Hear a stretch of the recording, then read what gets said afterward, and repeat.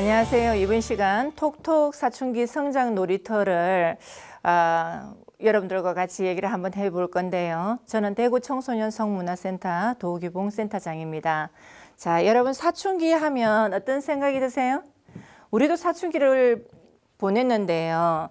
혹시 사춘기를 의식하면서 보내신 분도 있을 거고, 저는 사춘기가 큰 의식의 흐름도 없이 그냥 사춘기가 훌쩍 지났던 것 같은 생각도 드는데요. 실제 사춘기라는 거는 우리 아이들이요, 어린아이에서 이제 어른이 되어 가는데 몸과 마음이 아이에서 어른으로 성장하는 과정을 우리는 사춘기라고 얘기합니다. 여러분, 내 아이가 사춘기다, 아니면 다른 아이가 사춘기다, 중2다 이러면 어떤 생각이 드세요? 시도 때도 없이 사춘기라는 책 제목도 있던데요. 실제적으로 굉장히 불평을 하거나 화를 내거나 다소 많은 갈등을 야기하는 배경을 가진 사춘기를 떠올릴 수 있을 겁니다. 그런데 오늘 이 강의를 통해서 부모님들이 내 아이가 만약에 사춘기가 되었다면, 아니면 앞으로 사춘기가 될 거라면, 아니면 지났더라도 내 아이의 사춘기를 응원하는 자리에 여러분들 부모님들이 계셨으면 하는 바람을 가지고 강의를 시작하겠습니다. 사춘기를 맞이한 아이들의 선언문이 있어요. 사춘기 선언문이라고. 그런데 이걸 실제적으로 부모님들이 먼저 선언문을 내 이야기처럼 할 수 있었으면 참 좋겠다라는 바람으로 제가 이것을 가져왔는데요. 자, 몸과 마음을 소중히 하겠습니다. 누가요? 엄마인 나는 내 몸과 마음을 소중히 하겠습니다. 다른 사람의 몸도 내 몸처럼 소중히 하겠습니다. 나와 다른 사람을 비교하지 않고 내 몸의 변화를 자랑스럽고 기쁘게 생각합니다. 나의 감정을 지혜롭게 조절할 수 있습니다. 성에 대한 호기심을 자연스럽게 받아들이겠습니다. 내 몸과 마음을 책임질 수 있습니다. 우리 아이들은 이렇게 배우고 있습니다. 그런데 부모님들이 이런 생각을 못하고 계세요. 예를 들자면 내 아이가 성에 대한 호기심을 자연스럽게 받아들이려고 하고 있는데 부모님들은 성에 대한 호기심을 가지지 말라고 얘기하죠. 성에 대해서 얘기를 하려 치면 떼떠고마 방에 들어가서 공부해라 라고 얘기할 때가 있다라는 거예요. 얘기를 안 하고 싶은 건 아닌데 뭔가 어색하고 쑥스럽기 때문에, 그리고 또 정확하게 설명할 힘이 없기 때문에 그런 반응을 보일 수도 있다라는 거죠.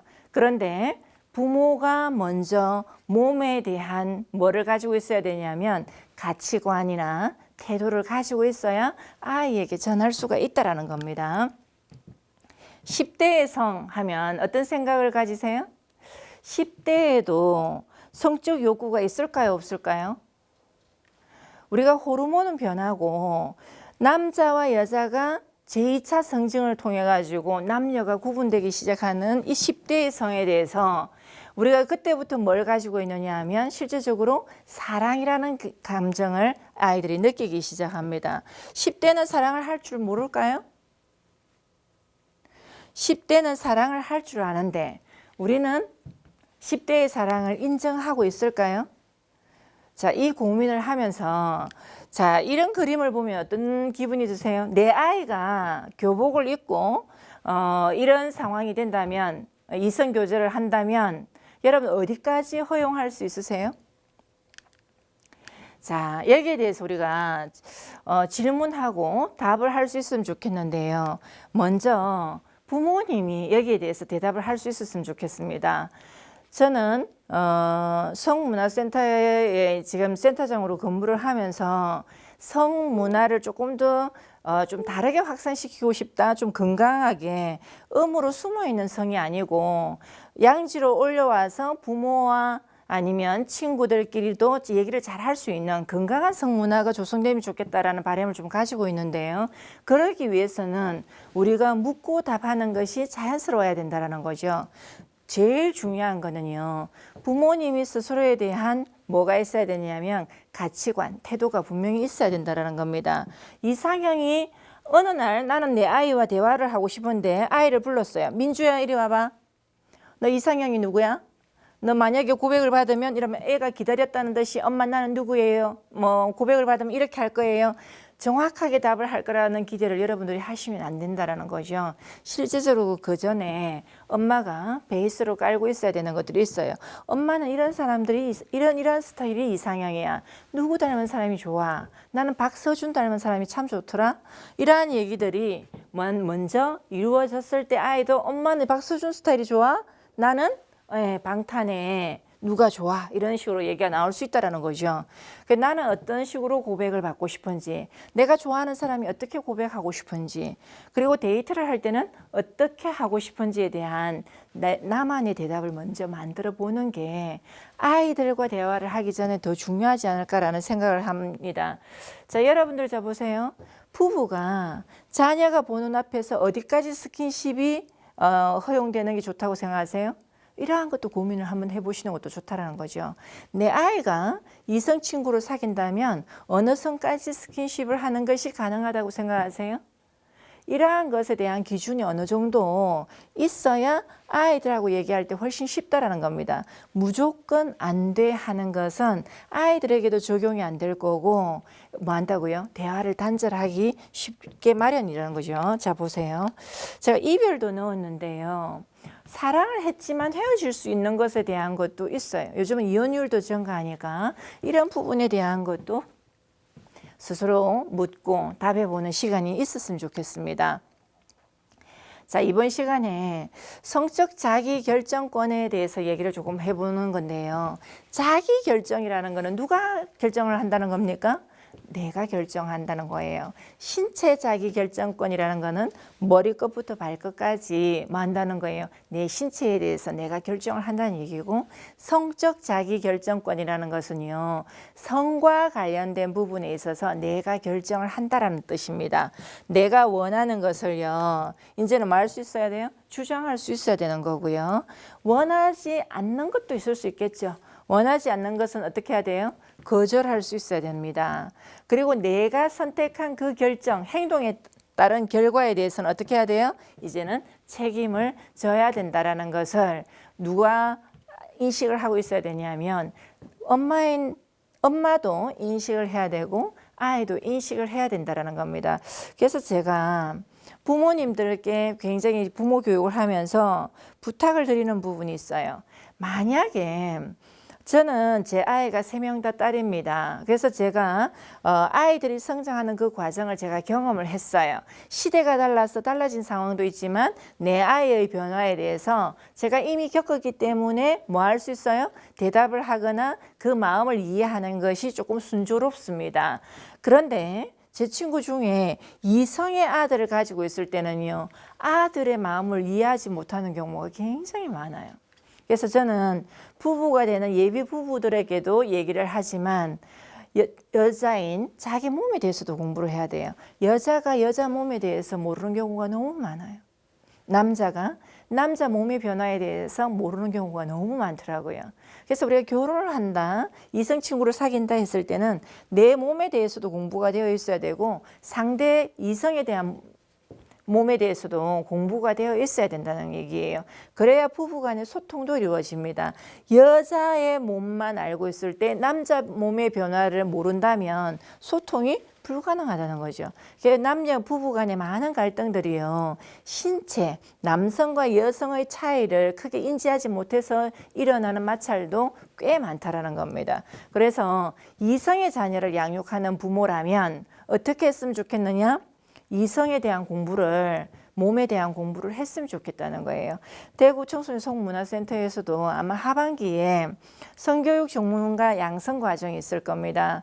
물론 이런 기회를 통해서 학교 현장이나 우리가 뭐 지역사회 기관에서 성교육을 할 수 있는 사람으로 서는 것도 중요하겠지만 내 몸에 대해서도 공부를 하고 내 몸에 대한 이해와 내 아이의 성장에 대한 그 몸에 대한 이해, 사춘기에 대한 이해, 이러한 이해에 굉장히 도움을 이렇게 받을 수 있는 시간이 아닐까라는 생각도 한번 해보거든요.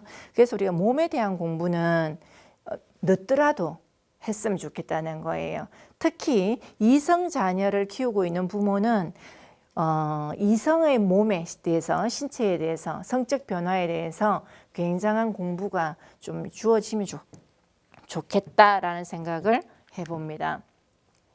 그래서요, 우리가 앞번에서 소통이 어떤 거냐라는 게 말이 아니고 실질적으로 마음을 이해하는 거다라고 얘기를 했는데요.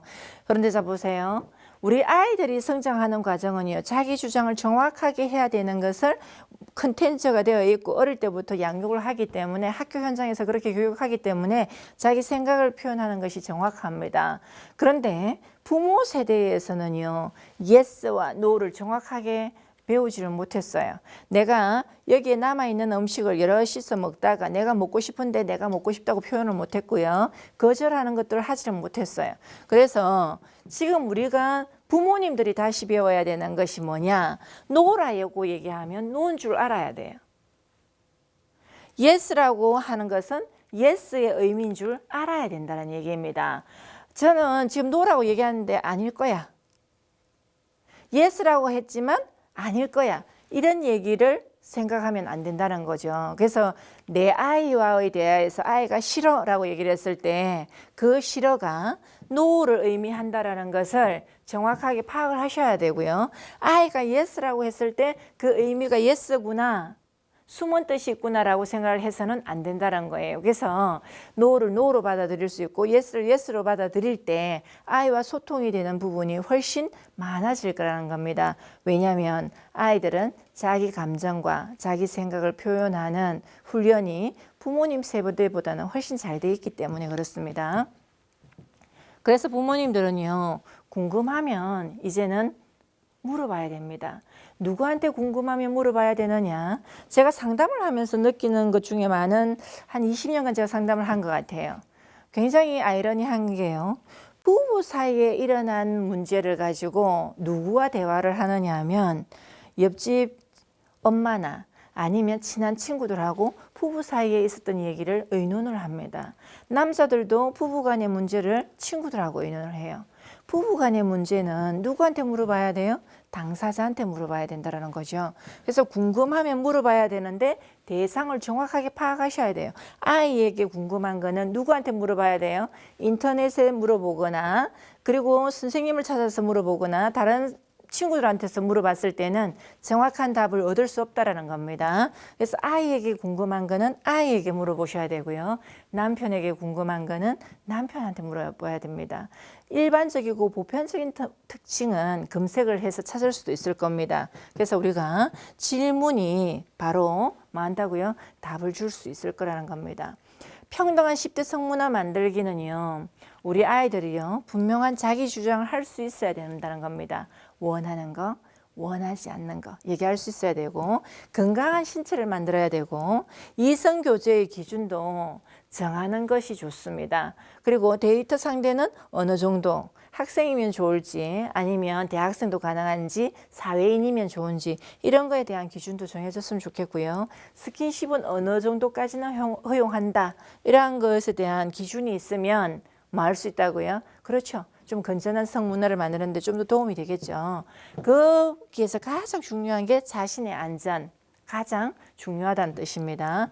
거기와 더불어서 자기의 분명한 자기 주장이 있어야 되는 것과 더불어 타인의 인격은 존중해야 되고요. 타인의 노를 인정해야 됩니다. 그리고 상대방이 침묵하고 있을 때는요, 아직 선택이 되지 않았다는 뜻입니다. 침묵하고 있다는 것은 yes일 수도 있고 no일 수도 있어요. 그 침묵이 yes가 아니라는 것을 분명히 기억을 하셔야 되고요. 타인의 반응에 민감해야 됩니다. 특히 성문화에서 자신의 감정을 표현하는 게 중요하다는 겁니다. 자기 몸의 결정권이요, 실제적으로 타인에게 있을 때 굉장히 괴롭습니다. 자기의 몸의 결정권이 자기에게 없고 타인에게 있으면 뭐 할 수 있다고요? 성에 관해서는 피해자가 될 수 있다는 거죠. 내 몸에 대한 자기 결정권이 누구한테 있다? 자기 자신에게 있는 겁니다. 타인의 몸에 대한 권리를 강제하거나 강요하거나 침해해서는 안 돼요. 친구의 몸을 내 몸처럼 쉽게 내 마음대로 쓸 수 있다는 게 아니에요. 친구의 몸을 마음대로 돈과 바꿀 수 있는 게 아니라는 겁니다. 그러한 거에 대한 개념이 우리는 있어야 된다는 거죠. 그래서 자기 몸의 결정권은 누구한테 있다고요? 나한테 있는 거예요. 직장 상사한테 있는 것이 아니고 돈 많은 사람한테 있는 것이 아니고 나이 많은 사람한테 있는 것이 아니라 나한테 있다라는 거고요. 타인의 몸에 대한 권리는 내한테는 없다라는 겁니다. 부모님한테도 없고 돈을 가진 사람에게도 없다라는 걸 인식시켜야 된다는 얘기죠. 그리고 내 아이들이요. 몸을 굉장히 소중하게 해야 된다는 거에 여러분들이 지도가 있어야 된다는 겁니다. 내 몸도 소중하고 내 몸이 소중한 만큼 누구 몸도 소중하다고요? 그렇죠. 남의 다른 사람의 몸도 소중하다는 거예요. 제가 소년원에서 아이들을 지도하다 보면 굉장히 놀라운 일이 있어요. 내 몸이 소중한 건 압니다. 다른 아이들의 몸이 소중하다는 것에 대한 인식이 굉장히 약해져 있다는 겁니다. 우리는 다른 사람의 몸도 소중하다는 걸 기억해야 됩니다. 자, 우리가요, 실제적으로 부모가 되고서 내 아이의 성과 관련된 얘기를 쉽게 할 수 있는 부모가 사실 많지가 않습니다. 얘기는 하고 싶은데요. 그리고 상담을 하거나 굉장한 지식 수준이 있는 부모일지라도 성에 관한 얘기를 하자면 이 말문이 탁 막혀버리거나 이상하게 얘기를 못 하겠더라고요. 라고 고민을 얘기하시는 분이 참 많습니다. 그러나 우리가 내 아이와 물론 학업에 대해서, 진로에 대해서 많은 친구, 이성 교제까지도 다 가능한데 성과 관련된 얘기가 되면 입안이 말문이 막히더라 하는 부모님들도 다시 성과 관련된 부분도 우리가 수면 위에 끌어올려서 아이와 대화할 수 있는 그런 분위기가 조성이 돼야 될 것 같습니다. 하루아침에 쉽게 되지는 않을 것 같아요. 내가 부모인 내가 나한테 먼저 물어보고요. 그 질문에 대답을 하면서 내 아이에게 질문, 나를 노출하면서 아이의 대답을 요구하는 그런 시간을 만들어 보는 게 어떨까라는 생각을 해봅니다. 자, 여러분, 우리가 부모 역할이 굉장히 힘들어지고 있다고 얘기를 합니다. 그러나 여러분 어떤 부모가 되고 싶으세요? 마지막으로요. 호모사피엔스 시대 부모의 기대와 관심이요. 여기에 있었으면 좋겠습니다. 내 아이를 힘 빼는 게 아니고 힘주는 부모였으면 좋겠고요. 내 아이를 쓰러지게 하는 것이 아니라 세우는 부모였으면 좋겠습니다. 내 아이를 못 믿는 사람이 아니고 믿어주는 사람이었으면 좋겠고요. 내 아이를 건강하게 신체부터 해서 정신적인 것, 사회적인 것, 관계적인 부분까지 잘 키우는 부모 자리에 여러분들이 있었으면 좋겠습니다. 호모사피엔스 시대에 부모의 역할, 자녀의 마음을 알아주면서 자녀에게 힘주고 세우고 믿어주고 키워내는 부모 되길 바라면서 오늘 강의 마치도록 하겠습니다.